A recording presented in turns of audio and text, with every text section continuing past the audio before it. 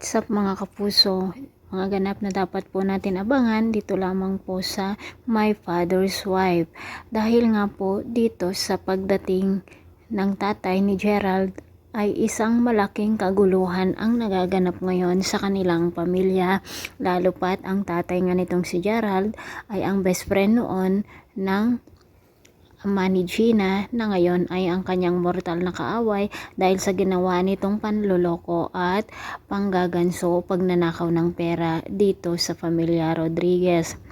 Sinabi nga ng tatay ni Gerald na nagka-amnesia siya noon kung kaya't nagkaroon siya ng ibang asawa, ngunit hindi pala ito totoo dahil nagsalita na nga ang kapatid ni Gerald sa labas na nagsinungaling daw sila. Lalo pat may mga lalaking bumugbog dito sa kanya at pera na naman ang hinahabol ng mga lalaki mga kapuso, at ito nga ang malaking problema ngayon ni Gerald. Pinalayas nga ng ina ni Gerald ang asawa nito at ang kanyang anak dahil napakasinungaling daw nila mga kapuso.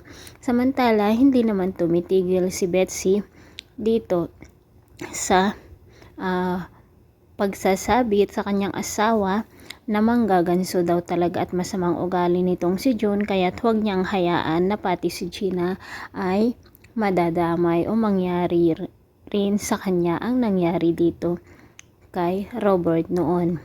Ano kaya ang gagawin ngayon ni Gerald mga kapuso? Saan siya kukuha ng pera na ibibigay dito sa mga sindikato, lalo pat kinuha nga ang kanyang ama, at kapag hindi daw naibalik ang malaking pera na iyon ay papatayin daw nila ito.